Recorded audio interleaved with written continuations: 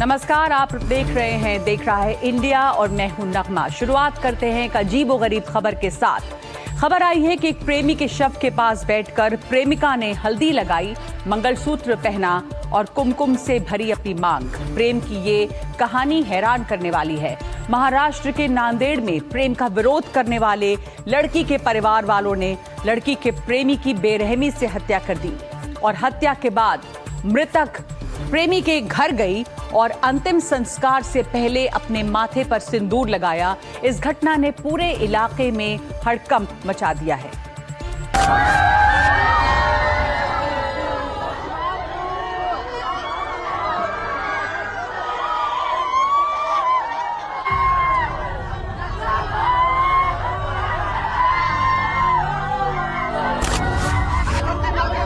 शव पर हल्दी लगाई जा रही है।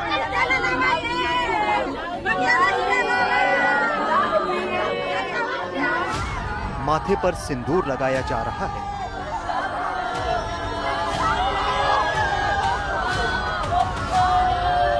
सबका रो रो कर बुरा हाल है।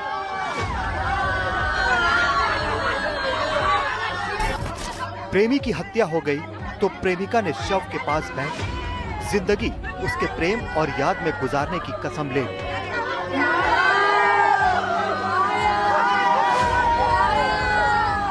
महाराष्ट्र के नांदेड़ में हुई घटना से हर कोई हैरान है, जहां एक लड़के की लड़की के घर वालों ने गोली और पत्थर मारकर हत्या कर दी। घटना नांदेड़ शहर के चूनागंज इलाके में गुरुवार शाम करीब 5:30 बजे की है। मृतक युवक की पहचान सक्षम ताटे के रूप में हुई है। बताया जा रहा है कि सक्षम का इस लड़की से बीते 3 साल से प्रेम प्रसंग चल रहा था। दोनों शादी करना चाहते थे, लेकिन जब लड़की के घर वालों को इसका पता चला तो वो इसके खिलाफ हो गए। आरोप है कि लड़की के पिता गजानन मामिलवार ने अपने दोनों बेटों साहिल और हिमेश और एक दोस्त के साथ मिलकर बेटी के प्रेमी सक्षम पर हमला कर दिया। पहले उस पर गोली चलाई, फिर उसके सिर पर बड़ा सा पत्थर मारकर उसकी हत्या कर दी। बताया जा रहा है कि मृतक लड़की के भाइयों का दोस्त था। वो घर भी आता जाता था। ये कहा जा रहा है कि दोनों परिवार अलग अलग जाति के होने के चलते भी लड़की के घर वाले इससे नाराज थे। परिवार का विरोध बढ़ता गया और बात हत्या तक पहुंच गई। शुक्रवार सुबह सक्षम का अंतिम संस्कार होने वाला था, लेकिन इससे पहले प्रेमिका ने एक ऐसा फैसला लिया जो देखने वालों की आंखें नम कर गया, सबको हैरान कर गया। शव के पास बैठकर उसने हल्दी का लेप लगाया, मंगलसूत्र पहना और कुमकुम से अपने माथे पर सिंदूर चढ़ाया। प्रतीकात्मक रूप से ये शादी रचते हुए उसने कहा कि सक्षम अब मेरा पति है और ये फैसला लिया कि वो उसके ही घर में रहेगी। मारने वाले जीत कर भी हार गए और हारने वाला मरकर भी जीत गया है। आज हमारे प्यार की जीत हुई है। बताया जा रहा है कि आंचल के भाई को इस रिश्ते की भनक लगी। उन्होंने विरोध शुरू कर दिया क्योंकि सक्षम दूसरी जाति से था। परिवार ने काफी धमकियां दी पर आंचल ने नहीं सुनी। जब भाई और पिता को यह पता चला कि उनके घर की बेटी एक अलग जाति के लड़के से शादी करने जा रही है, तो आरोप है कि उन्होंने सक्षम को पहले बेरहमी से पीटा, फिर सिर में गोली मारी और इसके बाद सिर को पत्थर से कुचल दिया। हत्या इतनी निर्मम थी कि पुलिस भी घटनास्थल देखकर दंग रह गई। कल शाम को संगसेन नगर मच्छी मार्केट में रहने वाला सक्षम गौतम ताटे, इसको कुछ लोगों ने आके पहलवान टी हाउस के बाजू में सर पे पत्थर डाल के मार दिए। तो उसका गुना दाखिल कल हुआ पुलिस स्टेशन को।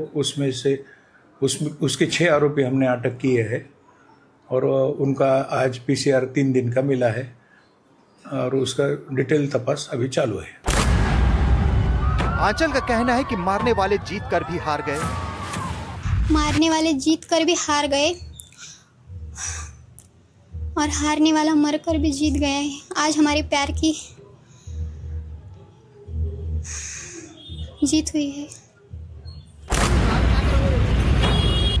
पुलिस ने इस मामले में 6 आरोपियों के खिलाफ विभिन्न धाराओं के तहत मामला दर्ज कर उन्हें गिरफ्तार कर लिया है। लेकिन इस घटना ने एक बार फिर परिवार की झूठी इज्जत और जाति के नाम पर होने वाली हत्याओं की दर्दनाक तस्वीर दिखाई है। आंचल के सक्षम को उसी के पिता और भाइयों ने मिलकर मार डाला। लेकिन इस दुनिया से चले गए अपने प्यार के लिए आंचल ने भी फैसला लिया है कि भले ही सक्षम ना रहा हो, लेकिन वो अब उसके घर पर ही रहेगी।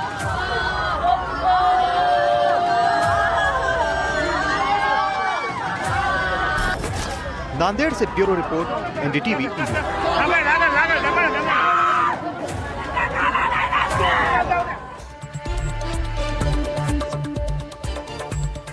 और एक दर्दनाक घटना राजस्थान के जयपुर के पास से सामने आई है। यहां पर युवक और युवती को जिंदा जलाने की कोशिश की गई। बताया जा रहा है कि दोनों पर पेट्रोल डालकर आग लगा दिया गया और दोनों की हालत बहुत ही गंभीर है। ये सामने आ रहा है कि महिला विधवा थी और दोनों परिवारों के बीच पहले भी लड़ाई चल रही थी।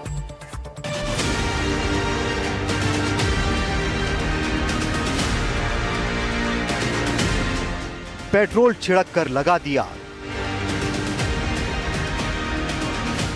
युवक युवती को जिंदा जलाने की कोशिश। जयपुर ग्रामीण में दूदू का बांडोलाव गांव। यहां एक दिल दहला देने वाली वारदात सामने आई है। रात में युवक घर से करीब 300 मीटर दूर खेत में बनी झोपड़ी में था। उसकी प्रेमिका उससे मिलने पहुंची, लेकिन पीछे से महिला के घर वाले भी पहुंच गए। पेट्रोल छिड़क कर दोनों को आग लगा दी। आग इतनी तेजी से फैली कि दोनों को कुछ समझ नहीं आया। गांव वाले जब पहुंचे तो दोनों को अस्पताल ले जाया गया। फिलहाल हालत गंभीर है। इस झोपड़ी को इसी तरह से बनाया जाता है कि कोई व्यक्ति अगर खेत की निगरानी रखता है तो वो यहाँ पर रह सकता है। बाकायदा यहाँ पर जो पंखा है वो भी लगा रहता है, खाट है वो लगी हुई थी। तो यहीं पर जो वो रात को सो रहे थे और उसके बाद पीछे से वो लोग आए। करीब उनकी संख्या 4 हो सकती है, 3 हो सकती है। हालांकि वो पुलिस इन्वेस्टिगेशन का हिस्सा है। तो वो आए और अचानक से जैसे कि यहाँ के स्थानीय लोग बता रहे हैं, उनके रिश्तेदार बता रहे हैं कि करीब 2 पेट्रोल की बोतल अपने साथ लेकर आए थे और उन्होंने इस झोपड़ी को आग के हवाले कर दिया और तुरंत प्रभाव से पीछे जो खेत है, जो रास्ता उन्होंने बनाया था, वहीं से वो फरार हो गए। और जो आग लगती रही और जब तक दोनों को भागने का मौका मिलता तब तक आग की लपटें जो है वो बहुत ज्यादा तेजी से जो है फैल गई थी। जानकारी के मुताबिक युवक फसल की रखवाली के लिए खेत में झोपड़ी में सो रहा था। देर रात एक महिला उससे मिलने आई। अचानक से महिला के परिजन भी वहां पहुंचे। दोनों पर पेट्रोल छिड़क कर आग लगा दी। बताया जा रहा है कि युवक शादीशुदा है, वहीं महिला विधवा है। उसके 2 बच्चे भी हैं। महिला के पति की 6 साल पहले दुर्घटना में मौत हो गई थी। दोनों परिवारों के बीच पुराना मनमुटाव भी सामने आया है। सर, महिला का तो यही है कि मतलब हमें फंसाया भी जा सकता है, क्योंकि वहाँ पर महिला मिली है तो वो उन्हीं के परिवार से हैं। तो उन्हीं के परिवार से क्या है कि हमारे साथ ऐसे पहले भी हो चुका है। पहले भी ऐसे महिला का मतलब झूठा आरोप लगा के हमारे जो अंकल थे एक और है, तो उनके मतलब महिला के चक्कर में आके उनको कैश वैस कैसे सिस्टम हो गया था। तो उनके क्या है कि हाथ पैर तोड़ दिए गए थे पहले भी। तो चारों हाथ पैर तोड़ दिए गए थे। किसी जगह कौन सी भी के दियो कौन। अब ये आके रात को 2 बजे तो मेरे भतीजे थे 2, वो दोनों लेन पलट के आ गए। वो तो घर आके सो गए, वो जाके झोपड़ी में रात को 2 बजे उन्हें हाथ जला दिया। ये कहा जा रहा है कि आरोपी खेतों की तार काटकर अंदर घुसे थे। घटना स्थल पर खेतों की फेंसिंग कटी मिली है, तारें बिखरी हुई हैं। पुलिस का अंदेशा है कि आरोपी इसी रास्ते से झोपड़ी में पहुंचे और पेट्रोल डालकर आग लगा दी। जांच में सामने आया है कि महिला के जेठ के लड़के और युवक की भतीजी ने भाग के शादी की। इसी के बाद से दोनों परिवारों में रंजिश शुरू हुई। इस दौरान दोनों परिवार में कई बार झगड़ा भी हुआ, लेकिन गांव के पंचों ने राजीनामा भी करवाया था। फिर भी हमारे को आके परेशान करते हैं वो। फिर मेरे एक बेटी थी, एक ही थी वो मेरे। जबरदस्ती उसने पता नहीं बोला चुकला के, सीधी सादी थी, बोली बाली थी, कोई ऐसा नहीं था, उसके भेदभाव नहीं था मतलब। तो उसको बेखा बेखू के वो ले गया उसका। फिर बाद में भी पहचाने कौन जल गई तो मैं कान पहचानता, मैं तो माँ खानी लेर भागता पहचाने कौन भाई, कोई देखो देखो जाने ही कौन, कोई माँ का परिवार वाला कोई भी कौन जाने भी। बात फिर पुलिस वाला आया जब बन बताई जब भाई मैं गाँव की। माना जा रहा है कि महिला अक्सर युवक से मिलने जाती थी। ये बात उसके परिवार को पता थी और उस दिन वो उसके जाने का इंतजार कर रहे थे और साजिश पहले से रच चुके थे। परिवार वालों से और जो पीड़ित व्यक्ति है जो जल गया है उसके बयानों से जो बात सामने आई है वो यही है कि महिला रात्रि के समय ये मिलने आई थी और परिवार वालों को, महिला के परिवार वालों को ये बात का पता चला। उन्होंने उसके पीछे पीछे आकर कुछ देर बाद जब ये आराम कर रहे थे तो उस समय पीछे से आके इसको आग लगा दी। तो ये उन्होंने अपने बयान में स्पष्ट 2 नाम लिए हैं और पुलिस ने बहुत ही फुर्ती दिखाते हुए और मामले की गंभीरता को देखते हुए दोनों को ही राउंड अप कर लिया है, अरेस्ट कर लिया है। घटना के बाद युवक 70% तक जल गया है। महिला करीब 45% तक झुलसी हुई है। एफएसएल टीम ने मौके से जली हुई सामग्री, तिरपाल के टुकड़े और दूसरे सैंपल जब्त किए हैं। पुलिस दोनों को पहले स्थानीय अस्पताल ले गई, जहां से उन्हें एसएमएस जयपुर रेफर कर दिया गया। वहीं इस घटना के बाद दोनों के परिवार एक दूसरे पर फंसाने का आरोप लगा रहे हैं। रंजिश तो कहीं साहब मागिल बच्ची चाहिए जो चौरा चली गई कोर्ट मैरिज कर ली तो मैं लारो छोड़ दिया अभी भाई चलो चली गई छुट्टी कर सको तुम 2 साल होगी 2 साल बाद में कोई बातचीत कौन करी मांग बोला चला कौन सा बस आई चिरेंगे शोर का गाँव में आपके पंचायत भी बैठी थी, फिर आपसे मारपीट भी की थी, मुकदमा नहीं दर्ज करने पर राजीनामा भी हुआ था। हाँ राजीनामा छोटे भाई का हाथ पैर तोड़ दी माँ के एक छोटा भाई को हाथ पैर भी तोड़ने। वो रंजिश रचाई हुई है, वो सारी रची सारी एक नहीं 4 रचा चुकी है, पहली बार नहीं ये 4 रंजिश, तीनों में से नाकाम नहीं रहे, तीनों में नाकाम नहीं रहे और ये चौथी और साबित कर दी। इस घटना में पुराने झगड़े की बात सामने आ रही है। पुलिस जांच कर रही है, लेकिन फिलहाल युवक और महिला गंभीर हाल में अस्पताल में हैं, जिंदगी के लिए मौत से जंग लड़ रहे हैं। जयपुर ग्रामीण से दीपक, एनडीटीवी इंडिया। और अब खबर राजस्थान के झुंझुनू से है, जहां पर बदमाशों ने एक मोटर वर्कशॉप में पेट्रोल छिड़ककर आग लगा दी और इस आग में 18 गाड़ियां जलकर राख हो गई हैं। ये घटना बीती रात की है और इससे पहले भी बदमाश 24 नवंबर को यहां पर तोड़फोड़ कर चुके थे, लेकिन पुलिस में शिकायत के बाद भी कोई कार्रवाई नहीं हुई है और 29 तारीख को बदमाशों ने वर्कशॉप में आग लगा दी। बदमाशों ने लगाई आग, 18 कारें जलकर राख।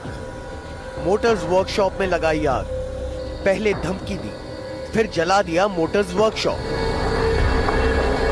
ये तस्वीरें राजस्थान के झुंझुनू की हैं, जहां 29 नवंबर की रात को बदमाशों ने एक मोटर्स वर्कशॉप में आग लगा दी।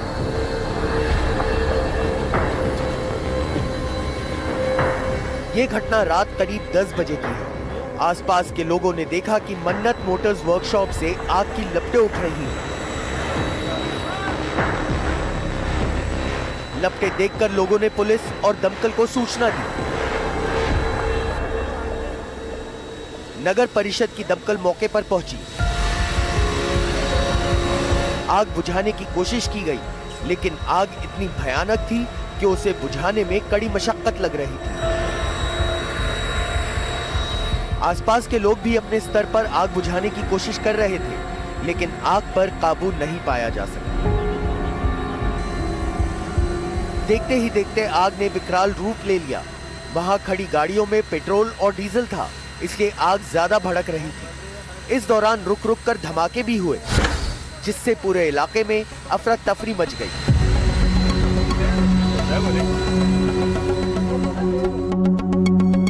अब जरा ये सीसीटीवी फुटेज देखिए। ये वही बदमाश बताए जा रहे हैं जिन्होंने मोटर्स वर्कशॉप में आग लगाई। ये सीसीटीवी फुटेज 24 नवंबर का है। 24 नवंबर को भी इन बदमाशों ने गाड़ियों में तोड़फोड़ की थी, पेट्रोल बम भी फेंके थे। इस फुटेज में साफ दिख रहा है कि बदमाश किस तरह से तोड़फोड़ कर रहे हैं। पत्थर उठाकर गाड़ियों के शीशे तोड़ रहे हैं। अभी तक कोई कार्रवाई नहीं हुई।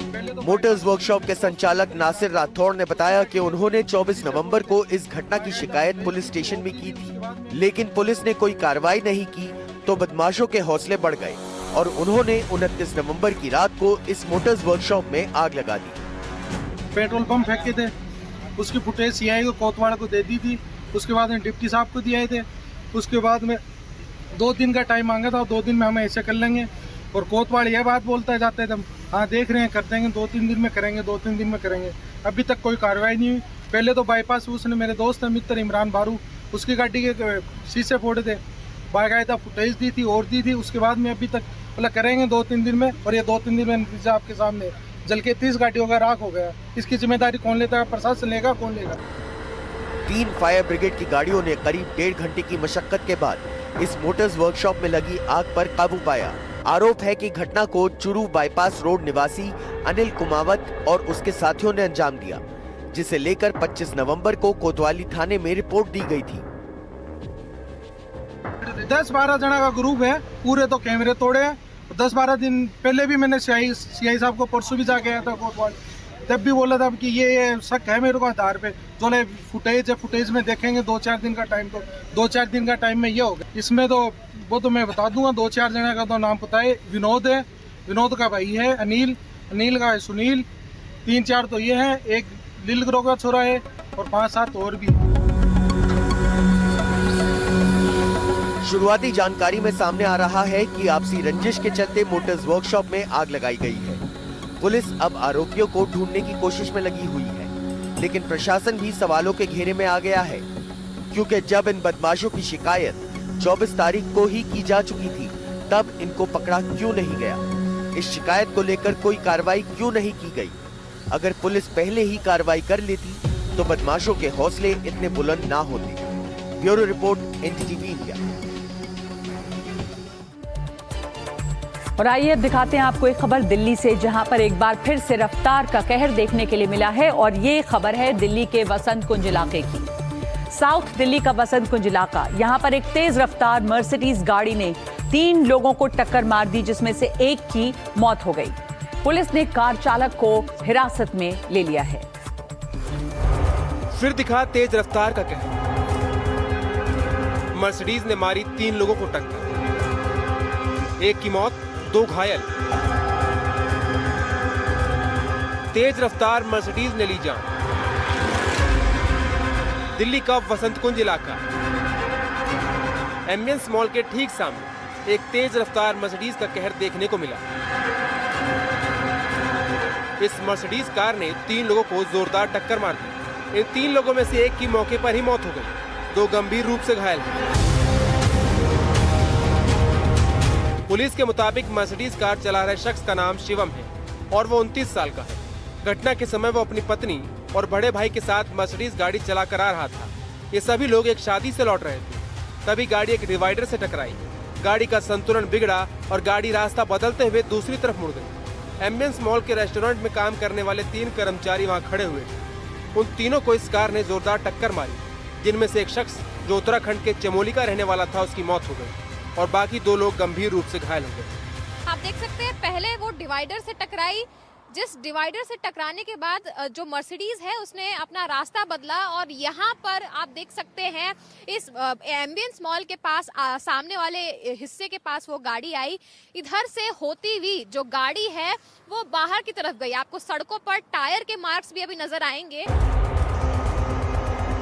हादसे के वक्त मर्सिडीज गाड़ी की रफ्तार इतनी तेज थी कि माइलस्टोन को तोड़ते हुए निकल गई। एक खंभा पूरी तरह से इस टक्कर से उखड़ गया और आसपास काफी नुकसान हो गया। जो यहाँ पर माइलस्टोन है वो भी टूटा हुआ नजर आ रहा है। इतना भयानक इम्पैक्ट जो है वो देखने को मिल रहा है कि आप देखिए मर्सिडीज जो है वो इतनी तेज रफ्तार की थी, टायर के मार्क चारों तरफ दिख रहे हैं। नुकसान कितना ज्यादा यहाँ के इंफ्रास्ट्रक्चर को पहुंचा है उसकी भी हम आपको तस्वीर दिखा रहे हैं। ये वसंत कुंज का वही एम्बियंस मॉल है जहाँ पर जो 3 युवक थे वो अपनी गाड़ी का इंतजार कर रहे थे। एम्बियंस मॉल में 3 कर्मचारी थे। एक 23 वर्षीय रोहित जो है उसकी मौत हो गई मौके पर ही।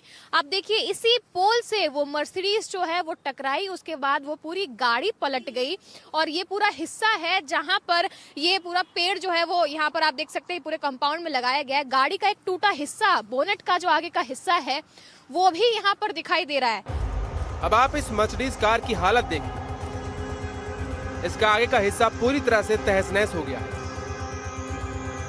लाइटें टूट गई हैं, शीशे टूट गए, टायरों का हाल देखिए, गाड़ी का पिछला हिस्सा भी चकनाचूर हो गया। इन तस्वीरों से पता चलता है कि गाड़ी कितनी तेज रफ्तार में थी। फिलहाल पुलिस ने इस गाड़ी को अपने कब्जे में ले लिया। तस्वीर दिखाएंगे ये इस मर्सिडीज की जो इस वक्त वसंत कुंज थाने में हिरासत में लिया गया है। पुलिस के मुताबिक ये मर्सिडीज कार को चला रहा 29 वर्षीय शिवम करोल बाग का निवासी है। एक डाइवर्जन के कारण वाहन जो है उसने नियंत्रण खो दिया।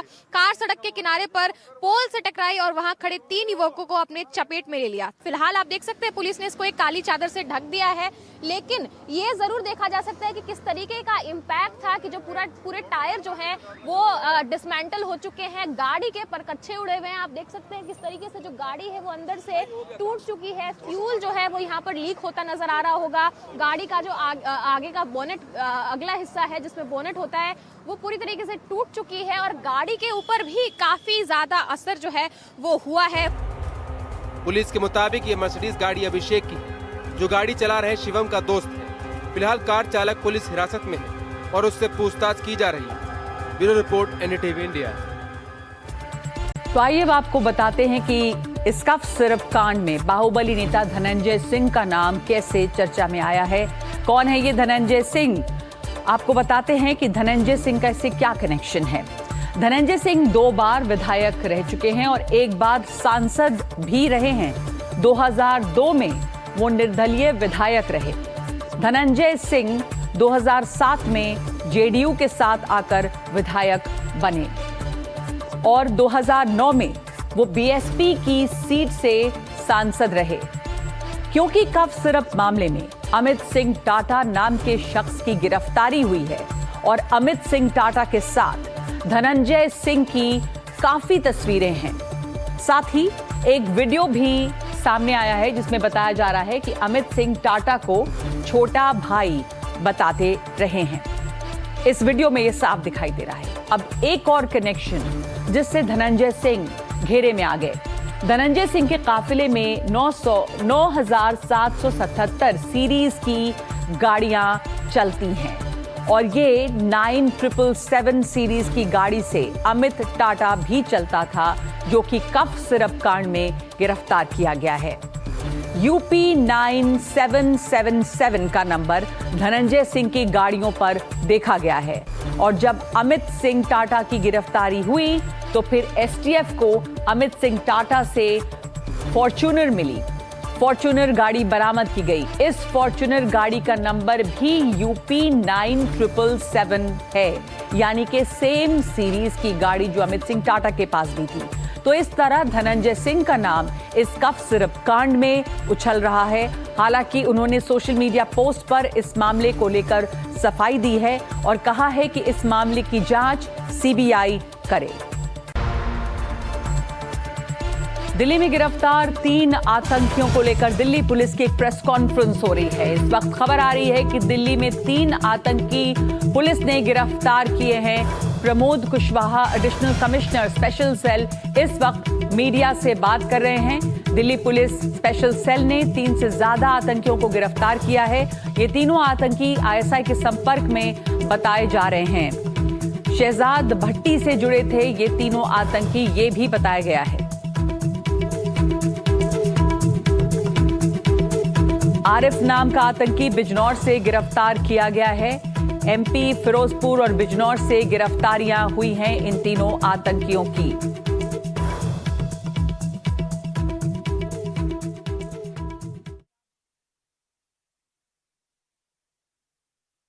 डीसीपी अमित कौशिक और एसीपी कैलाश बिष्ट की टीम जो है, जिसमें मेन रोल प्ले किया है इंस्पेक्टर राहुल ने और उनकी टीम ने, इन्होंने एक मॉड्यूल बस्ट किया है जिसको पाकिस्तान नेशनल एक शहजाद भट्टी, जो कि गैंगस्टर है पर आज की डेट में he is working at the behest of intelligence agency of Pakistan, उसने उसके मॉड्यूल को बस्ट किया है और इसमें 3 लोग अरेस्ट किए गए हैं। ये इनमें से एक आदमी जो है वो पंजाब का है, हरगुनप्रीत सिंह, 19 साल का। एक आदमी पंजाब का है, हरगुनप्रीत सिंह 19 साल का पंजाब का है। दूसरा आदमी इसमें जो है वो एक प्रजापति है, जो कि विकास प्रजापति 19 साल का, ये लड़का दतिया मध्य प्रदेश का है। और तीसरा एक आरिफ है जो कि बिजनौर उत्तर प्रदेश का है। इनकी जो इन्वॉल्वमेंट पता लगी है वो ये लगी है कि इन्होंने अभी 25 तारीख को गुरदासपुर सिटी स्टेशन में सिटी पुलिस स्टेशन जो है उसके सामने एक हैंड ग्रेनेड फेंका गया था, वो इसी ने एग्जीक्यूट किया था और यही लड़के उसमें इन्वॉल्व थे जिनको पकड़ा गया है। आइए खबरों में आगे बढ़ते हैं और बात करते हैं मौसम की। कुछ सर्दियों की शुरुआत भी हो गई है। खबर है कि सीमा पार से हमेशा की तरह आतंकी भारत में घुसने की फिराक में हैं और जानकारी के मुताबिक पाकिस्तान अपने आतंकी लॉन्च पैड फिर से जिंदा कर रहा है ताकि इस सर्दी के मौसम का फायदा उठाकर वो भारत की सीमा में भेजे जा सकें। लेकिन हमारे सुरक्षा बल लगातार चौकसी बरत रहे हैं, जवाब देने के लिए पूरी तरह से तैयार हैं। भारत पाकिस्तान सीमा में सांबा के पास से एनडीटीवी की ये एक्सक्लूसिव रिपोर्ट।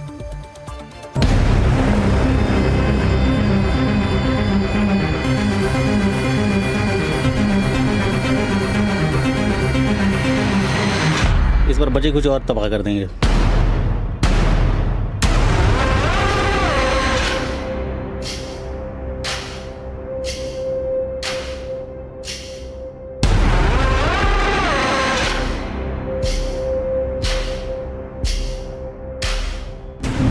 भारत पाक सीमा का सांबा सेक्टर। सीमा के पार आतंकी लॉन्च पैड तैयार। सीमा के इस पार हमारे जवान तैयार। सर्दियां शुरू हो चुकी हैं, लेकिन सीमा पर हमारे जवान और भी चौकन्ना हैं। दिन रात गश्त जारी है। खबरों के मुताबिक पाकिस्तान की सीमा में फिर से आतंकी लॉन्च पैड सक्रिय हो रहे हैं ताकि मौसम का फायदा उठाकर वो भारत में घुसपैठ कर सके। ये भारत पाक सीमा का सांबा सेक्टर है और यहाँ चौकसी बढ़ा दी गई है।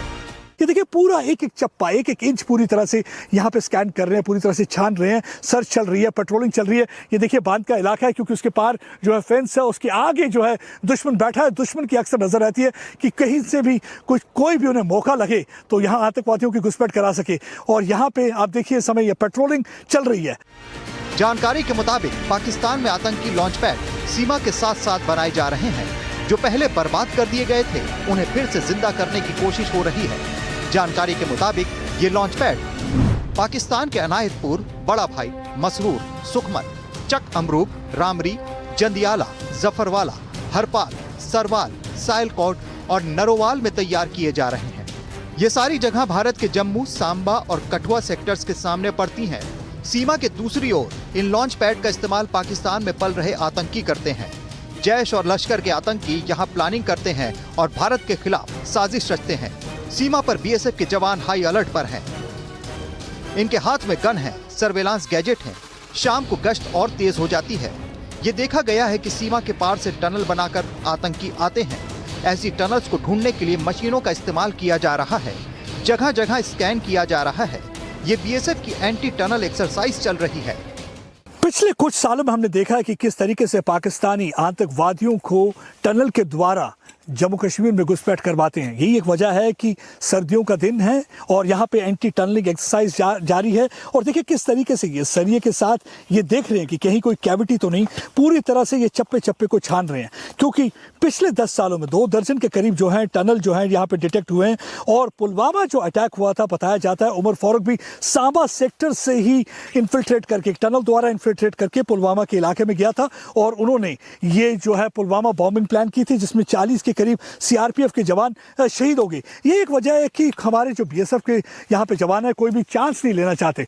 ये देखा गया है कि आतंकी अक्सर आकर जंगल में छिप जाते हैं, इसलिए यहाँ पेड़ों की छटाई भी की जा रही है। साथ ही ये भी देखा जा रहा है कि कहीं ड्रोन से कोई हथियार तो नहीं फेंके गए। यहाँ पे पिछले दिनों से कोई ड्रोन मूवमेंट भी देखी गई है कि ड्रोन के द्वारा कोई हथियार तो नहीं ड्रॉप किया जा रहा है। उस हथियार पे भी नज़र रखी जा रही है। यही एक वजह से एक चप्पे चप्पे को पूरी तरह से खंगाला जा रहा है, पूरा सर्च किया जाता है हर दिन। ये इनके लिए एक रूटीन एक्सरसाइज है क्योंकि इसी वजह से जो है हमारी सरहद जो है सेफ है। पुरुषों के साथ महिला सुरक्षा कर्मी भी मौजूद हैं। सीमा पर मौजूद ये महिला योद्धा देश के लिए प्रेरणा है। पेट्रोलिंग पार्टी की बात करेंगे तो ये पेट्रोलिंग पार्टी एक हिसाब से खास है क्योंकि खास इसलिए क्योंकि इस पेट्रोलिंग पार्टी का जो हिस्सा है उन्हें कहते हैं women warrior of Samba sector, क्योंकि इन्होंने छट्टी का दूध याद करा दिया था पाकिस्तान को ऑपरेशन सिंदूर के टाइम। पाकिस्तान की साजिशों को नेस्तनाबूद करने के लिए बीएसएफ ने कई कदम उठाए हैं। सीमा पर गश्त बढ़ा दी है, एंटी टनल ड्राइव चलाई जा रही है, विस्फोटकों और आईईडी की तलाश की जा रही है, ड्रोन्स की तलाश के लिए सर्च ऑपरेशन हो रहे हैं। इन सब के अलावा इनकी उंगलियां बंदूक के ट्रिगर पर हैं, निशाने पर वो आतंकी जो सीमा पार से आने की कोशिश कर रहे हैं। किस तरह से तैयारी है आपकी? हमेशा सतर्क रहते हैं, अलर्ट मोड में है। जैसे ऑपरेशन सिंदूर में हमने देखा कि बहुत सारे आपने उनके बंकर तबाह कर दिए थे, अगर दोबारा जरूरत पड़ी तो तैयार हैं? बिल्कुल सर, इस बार बचे कुछ और तबाह कर देंगे। भारत की ओर से संदेश साफ है कि जब भी पाकिस्तान की ओर से किसी प्रकार की हरकत की जाएगी तो उसे उसी की भाषा में जवाब दिया जाएगा। सूत्रों के मुताबिक सर्दी बढ़ने पर अंतर्राष्ट्रीय सीमा और एलओसी पर घुसपैठ कराने के इरादे से पाकिस्तान में लॉन्चिंग पैड पर कई आतंकियों को रखा गया है। ऐसे में पैनी नजर रखी जा रही है। जवान आधुनिक हथियारों के साथ सतर्क हैं। सांबा सेक्टर से प्रदीप दत्ता, एनडीटीवी इंडिया। और अब खबर उत्तर प्रदेश के श्रावस्ती से, जहां फिर भेड़िए का आतंक देखने को मिल रहा है। शुक्रवार की रात को एक मां की गोद में सो रही 10 महीने की एक बच्ची को भेड़िया उठाकर ले गया। अगले दिन सुबह खेत में उस बच्ची का आधा शव बरामद हुआ और पूरे इलाके में इस घटना के बाद से एक अजीब सी दहशत फैली हुई है। 10 महीने की मासूम सुनीता गांव में बनी इस झोपड़ी में इसी पलंग पर मां की गोद में सो रही थी। अचानक भेड़िया झोपड़ी में घुसा और बच्ची को मां की गोद से ही उठा ले गया। चीख पुकार मचने पर परिजन और ग्रामीण दौड़े, लेकिन तब तक जानवर बच्ची को लेकर गन्ने के खेत की ओर भाग चुका था।